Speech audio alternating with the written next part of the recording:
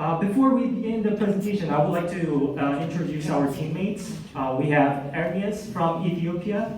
We have, thank you very much. We have Ludwig from Peru.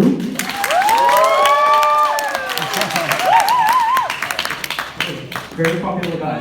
And we have Alan from Rwanda. And I am, thank you. I'm Kun Song from Korea. Our name is El Kul.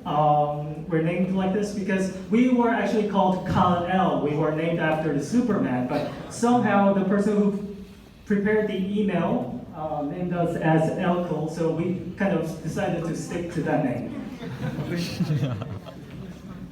Our presentation is divided into 5 sections.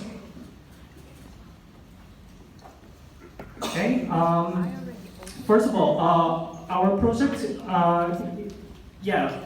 for your better understanding, I would like to begin with a short video. According to the United Nations, 135 million people may be displaced by desertification. 12 million hectares of land is turning into barren land, which is causing lots of problems within the countries, such as water shortage and food insecurity.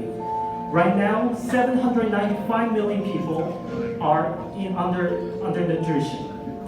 If we don't take actions now, we'll be leaving billions of people vulnerable to food insecurity. Let's talk about some numbers. According to the research, global warming is acting as a catalyst. It's speeding up the desertification in Sahara Desert. According to the research, Sahara Desert has grown up by 10%. That is 900,000 square kilometers. That is about 9 times the size of South Korea. Desertification is also a serious problem in Ethiopia. In 1900s, 40% of Ethiopian territory was covered by forest.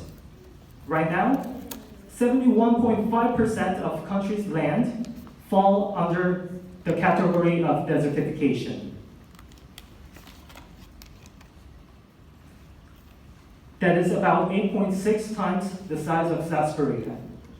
Now, why is that a serious problem? Well, because 80% of Ethiopian population are employed in agriculture sector, which requires huge consumption of water. Right now, Ethiopia is suffering from the worst drought in 50 years because of desertification caused by global warming. Now, that is causing 8.3 million Ethiopians in need of food assistance. Also, 57% population of Ethiopia has limited access to drinking water.